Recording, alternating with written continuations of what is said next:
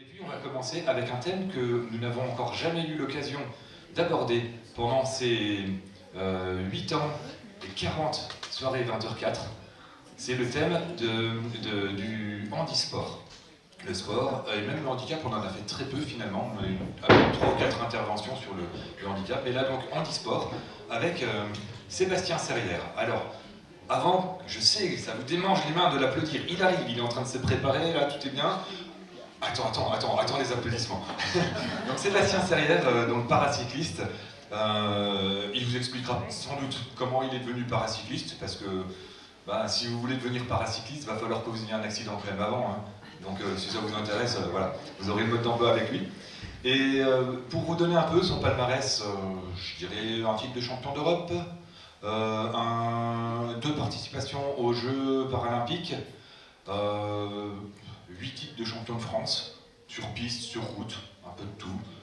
Il a participé aussi avec brio à des courses qui mêlaient les handicyclistes et les cyclistes valides.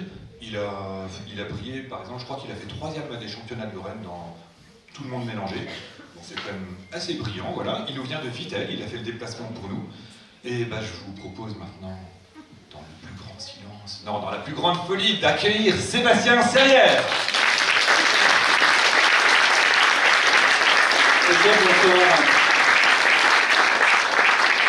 Merci beaucoup, je suis enchanté d'être ici. Donc c'est une première pour moi devant une petite foule comme ça, donc c'est bien. Donc mon but ce soir, c'est déjà de me présenter, de savoir à peu près qui vous avez en face de vous, et puis aussi de vous sensibiliser auprès de handicap, que l'on ne connaît pas forcément. D'ailleurs, quand vous me voyez, c'est pas facile de deviner quel handicap j'ai. Alors, voilà un peu l'explication. Ça m'est arrivé il y a quelques années, c'était en 1997, j'étais déjà cycliste, j'avais déjà un haut niveau interrégional, on va dire. Et puis, je suis parti à l'entraînement et hélas pour moi, j'ai eu un tracteur qui m'a fait un refus de priorité avec une faucheuse qui fonctionnait sur la route. Il m'est passé dessus. Voilà. On est en 1997, en juillet. J'ai pas perdu connaissance, donc j'ai tout vu. Je sais exactement ce qui m'est arrivé. J'ai vu l'état, voilà. J'ai été amputé du pied gauche, quoi. Voilà. Et j'avais une énorme blessure aussi à la hanche droite. Et là, c'est des moments compliqués parce qu'on se dit qu'est-ce qui va se passer, ça va pas s'arrêter maintenant, quoi. Et là, j'ai eu très peur quand même de mourir parce que je perdais beaucoup de sang, je voyais tout. C'est arrivé près d'Arol, chez l'entreprise de Farinette, de vente de voitures à Chaloncourt. C'est lui qui m'a sauvé la vie d'ailleurs. Donc, et là, j'ai eu une idée quand j'ai vu que je n'allais pas mourir parce que les minutes sont longues, très très longues. Je me suis dit, si je ne meurs pas, je serai aux Jeux paralympiques de Sydney 2000. Pourquoi j'ai pensé ça? Je n'aurai pas d'explication, mais dans ces moments-là, voilà, il y a des choses qui arrivent et puis voilà. Donc, voilà. J'ai été hospitalisé, je suis resté 3 semaines à l'hôpital, j'ai eu 3 interventions très grosses. Et comme je supportais bien, j'étais un très bon sportif, je me réveillais d'une anesthésie générale comme si c'était rien passé. Donc voilà. Après, voilà, j'ai rencontré une personne, M. Bob Gartin de Benoît, qui va me suivre toute ma vie maintenant, parce que c'est lui qui fait mes prothèses. Et c'est comme ça qu'on devient sportif de niveau, parce qu'il faut une prothèse qui soit bien adaptée, quoi. Donc, quand je me suis réveillé, j'avais plus de pied gauche. Et donc, la première question que j'ai posée au médecin, c'est pas est-ce que je vais remarcher, mais est-ce que je vais faire du vélo. Là, ils étaient un peu surpris quand même. Hein. Et donc, on m'a dit oui. Donc, partant de là, j'étais un peu sécurisé. Et le lendemain, j'ai commandé un nouveau vélo. Quoi. Voilà. À partir de là, j'ai rencontré, avant de faire du vélo, il faut marcher. Il ne faut pas faire les choses à l'envers, ça ne marche pas. Quoi. Donc, le but du jeu, ça a été de me faire marcher très vite. Donc, l'accident en juillet, j'ai marché en septembre. Fin septembre, j'étais sur un vélo. Au mois de mars de l'année d'après, j'étais au départ d'une compétition valide. Voilà. Ça s'est bien goupillé parce que quand on a l'envie, et ça c'est important, il faut avoir l'envie, il faut être bien entouré, et là on peut faire des choses bien, quoi. Après ça m'est arrivé à 24 ans, ça m'est pas arrivé à 80 ans, c'est pas pareil. Tout le monde ne réagit pas pareil. d'une personne à l'autre. Je n'ai pas donné ouais, c'est super, on réussit des choses. C'est pas le but. Moi, mon expérience à moi, voilà comment ça s'est passé, quoi. Donc j'ai pu faire du vélo, quoi. Moins d'un an après, j'étais en équipe de France en e-sport, de cyclisme. J'ai fait le championnat du monde. Et donc, en 2000, j'étais bien. Je me suis sélectionné. J'étais d'ailleurs le dernier qualifié pour les Jeux paralympiques de Sydney. Donc en 3 ans, j'ai réussi. On va dire, bah, c'est une lapinade. Hein. J'ai fait des choses pas mal, quoi, par rapport à ça. Mais bon, voilà. Le plus dur à faire dans ces cas-là, c'est de créer la prothèse. Et là, ça met du temps. Une prothèse de vélo n'est pas remboursée par la sécurité sociale. Il faut bien savoir ça en tête. Mais on a droit à 2 prothèses par personne, tous les 2 ans. Donc on peut passer en 2e prothèse. Ils ne sont pas très regardants pour ça. Mais, par ordre d'idée, ma prothèse actuelle de vélo vaut 8 000 €. Plus le manchon, 1 500 €. Voilà, on en est là. Et je suis en prothèse tibiale, pas fémorale. Fémorale, on atteint des 100 000, 200 000 €, quoi, facilement. Quoi. Donc c'est autre chose. Quoi. Donc là, ma prothèse, il a fallu la créer. On a commencé avec le pied normal. On est passé à une lame, plus de pied, du carbone. Ensuite, une matière que mon prothésiste a créée, que j'ai actuellement sur moi, qui est un matériau qui permet de s'asseoir mieux. Si vous voulez, pour comparer, ça va être une paire de rangers, on passe à des chaussons. Quoi. Voilà comment j'ai ressenti moi. Quoi. Donc là, c'est important. Quoi. Et donc, après, on peut construire une carrière sportive par rapport à ça. J'ai fait les Jeux de 2000 à 2004. Il faut savoir que ces Jeux, à l'époque, il faut remonter un petit peu en arrière, et ça me fait un peu mal à la tête quand même. Les Jeux de Sydney, c'était il y a 25 ans. Ouf. C'est dur. Mais bon, il y a 25 ans, le handicap il n'était pas vu comme il est maintenant. Les Jeux olympiques, paralympiques de Paris 2024 ont fait un peu évoluer les choses, ce qui n'était pas le cas dans notre pays il y a encore 20 ans. Quoi. Moi, je compare, comme j'en parlais il y a quelques minutes, j'ai fait les Jeux panaméricains en 2007 en Colombie. On était diffusé en direct sur la chaîne nationale. C'était l'Alpe d'Huez, comme le Tour de France, à toutes les étapes. Et je me dis, mais on est en Colombie, quoi. Et en France, il n'y a rien, quoi. Bon, maintenant, on est arrivé maintenant à des diffusions en direct, mais il a fallu quand même quelques années pour y arriver. Et c'est bien. C'est bien. Donc j'ai fait les Jeux en 2000, j'ai refait en 2004. Enfin, je me suis sélectionné parce qu'on ne fait pas les Jeux, quoi. C'est un parcours du combattant. Déjà, les championnats d'Europe, du monde, c'est compliqué. Mais les Jeux, c'est encore plus compliqué parce que les quotas sont tout petits. Quoi. À titre indicatif, en 2003, au championnat d'Europe, on devait être 25 athlètes, toutes catégories confondues de handicap. Au jeu, on était 6. Donc voilà, voilà. Il n'y a que les gens qui sont potentiellement médaillables qui vont aller au jeu. C'est comme les valides, hein. C'est les meilleurs des meilleurs. Quoi. Donc j'ai fait 2004. En 2008, j'ai été blessé, alors que j'ai été remplaçant. Et ma carrière s'en a été arrêtée en 2012. Quoi. Voilà pour ma carrière paralympique. Je suis resté 14 ans en équipe de France quand même. C'est pas si mal, quoi, on va dire.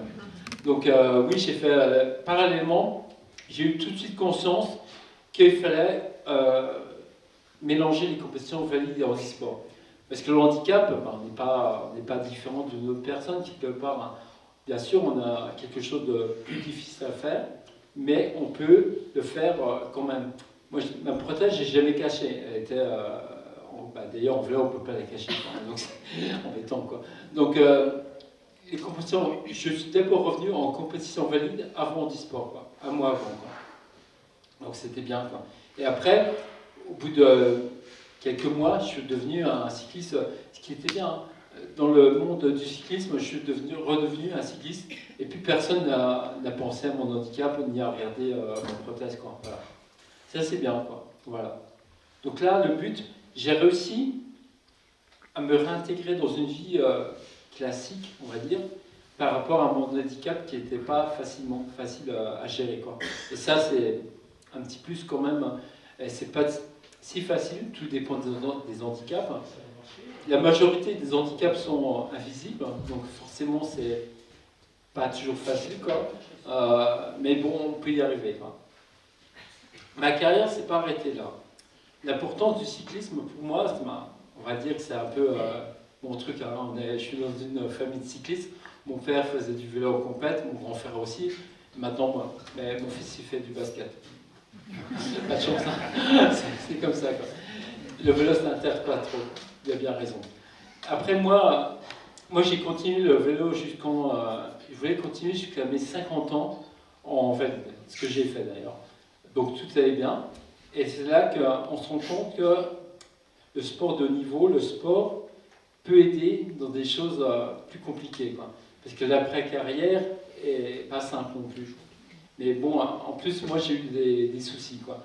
À 50 ans, d'ailleurs, j'invite tout le monde qui a 50 ans de faire le test du cancer colorectal, quoi. J'ai fait, comme ça, parce qu'on me l'a présenté, puis c'est gratuit. Donc, voilà. Donc après, j'étais positif, et voilà, cancer. Boum. J'avais 50 ans, je me suis fait opérer, heureusement opéré rapidement, et donc derrière, j'ai pas eu de chimio, heureusement d'ailleurs. Donc ça a été mieux pour reprendre derrière. Et là, le sport m'a à nouveau aidé. Comment j'ai eu mon accident en 97, j'ai refait du vélo pour revenir plus vite. Et d'ailleurs, je suis revenu très vite parce que j'ai été opéré au mois de mars. Au mois de mai, je retravaillais à 100%, quoi. Donc voilà, je suis conseiller à France Travail aussi. Ça, c'était en 2023. En 2024, le 15 janvier, j'apprends, c'est le Blue Monday, le 15 janvier, donc le jour le plus horrible de l'année, j'apprends que je serai porteur de la flamme olympique à Paris 2024, donc je serai porteur. Donc c'est super. Mais le même jour, j'ai appris aussi que je serais opéré du cœur pour changer une valve aortique. Ça, je le savais, c'était un problème de naissance. Et je l'ai su grâce à mon suivi de sportif de haut niveau, parce qu'on est suivi sur tous les problèmes vitaux, quoi. Donc ça m'a aidé. Et donc j'ai été opéré, quoi. Opération qui dure 7 heures. Changement de valve, tout se passe bien. Sauf qu'au réveil, j'ai fait un AVC cérébelleux, quoi, en plus. Ça commence à faire. Donc voilà. Et donc, là, on prévoyait de reprendre mon emploi dans 3 ans. Et peut-être le vélo, je ne pourrais pas parce qu'au niveau de l'équilibre, ce serait compliqué. Moi, je n'ai pas vu le problème comme ça. J'ai fait du vélo 1 mois après et j'ai appris le travail 6 mois après. Donc, c'est pas parce que j'avais plus envie que ça. Hein. C'est parce qu'il fallait que j'arrive à passer des étapes comme j'ai passé en 1997, comme j'ai passé en 2023 et 2024. Voilà. Donc voilà, l'important, je crois que le sport, le cyclisme, qu'on soit valide ou handicapé, une passion, simplement, une passion peut aider à renverser certaines choses. Pas tout, hein. Tout n'est pas possible. Hein. Je vous donne que les bonnes choses, hein. Mais après, tout n'est pas simple. Hein. Quand je me suis réveillé à l'hôpital, on m'avait prévenu la dernière fois que j'aurais du mal à parler parce que je serais intubé. Mais non, c'était pas le problème, c'est parce que j'avais fait un AVC, quoi. Et ça, on l'a deviné sûrement un jour après. Et en plus, j'ai fait le plus petit AVC, pareil. Heureusement d'ailleurs. Mais couché, il n'y a aucune séquelle, on ne sent rien. Mais quand il faut se mettre debout, plus rien ne marche. Et là, c'est très compliqué. Et l'avantage que j'ai eu, et c'est là que c'est surprenant, hein, c'est ma jambe handicapée, avec prothèse, qui m'a plus aidé que ma jambe valide.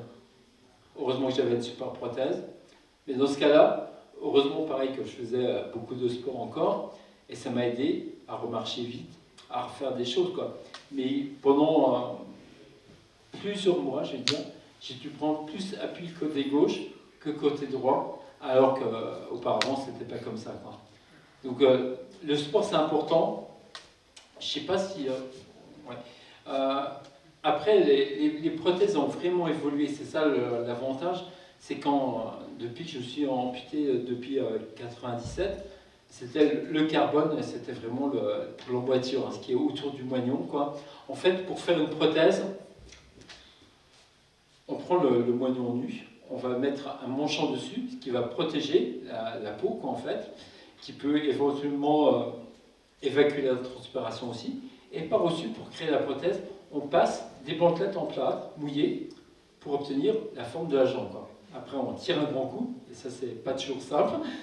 On obtient une forme de la jambe. On va couler du plâtre dedans pour obtenir une forme de jambe vraiment bien, qu'on peut retravailler à certains endroits. Et par-dessus, après, on peut mettre des bandes de carbone pour créer l'emboîture. Ça, c'était le début pour moi.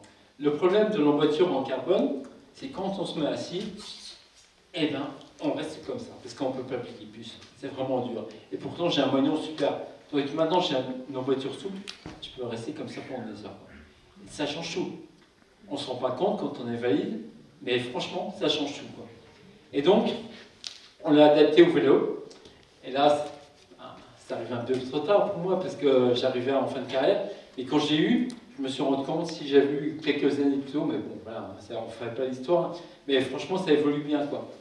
Il faut remonter, donc, une fois donc là, on peut mettre des bandelettes en carbone, pour la majorité des gens encore, ou bien, ce matériau souple que mon prothésiste a créé. C'est pas simple d'ailleurs, parce qu'il a fallu, c'était pas remboursé par la sécurité sociale au départ, donc il me l'a fait gratuitement. C'est bien, hein, franchement, de mesure en 2019. Il a dû faire une étude auprès de la sécurité sociale, investir 100 000 euros de sa poche, quand même, pour que ce soit reconnu, que maintenant, ce soit remboursé par la sécurité sociale, quoi. Donc c'est long.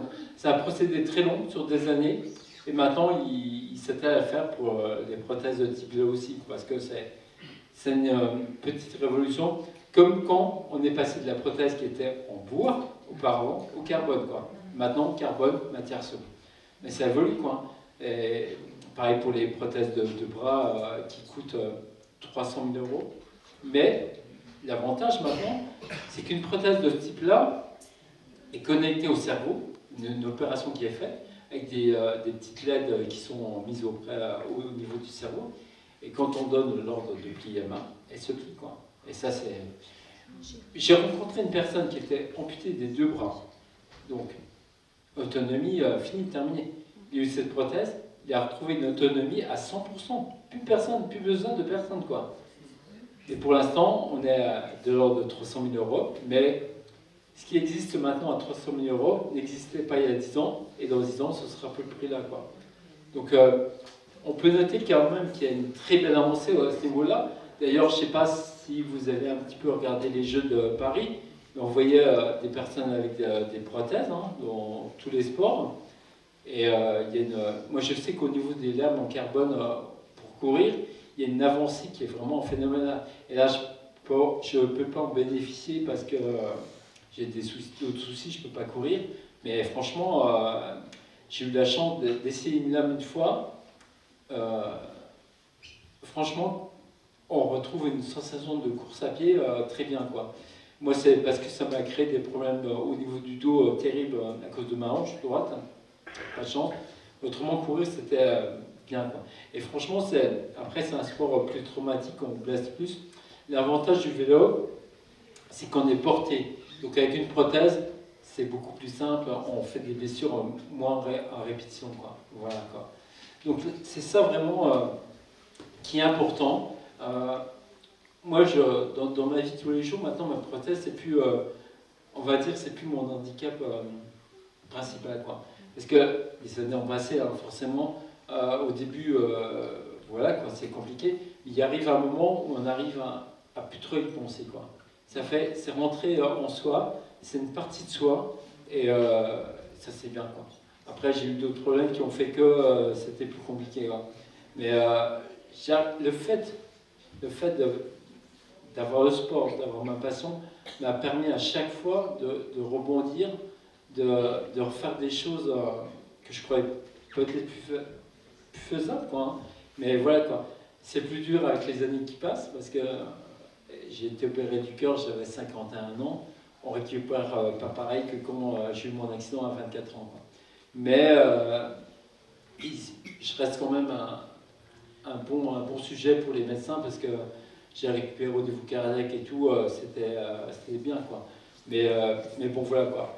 Donc, moi, le message que j'ai envie de passer ce soir, c'est que malgré les difficultés, malgré le handicap, une maladie, hein, tout simplement, on peut trouver toujours, pour ma part, je parle pour moi, parce que Je peux pas dire pour tout le monde, mais il y a une possibilité de trouver un chemin différent pour pouvoir avancer, quoi. Ma kiné, quand j'ai eu mon accident, me disait, on te demande pas d'accepter, on te demande de faire avec. Une fois qu'on a arrivé à bien accepter ça, de l'avoir en tête, on peut faire des choses, on peut avancer. On peut rester cloîtré dans son handicap ou avancer. La vie ne fait pas de cadeaux. J'ai remarqué, il peut arriver quelque chose, les gens continuent leur vie, hein. C'est normal, quoi, après.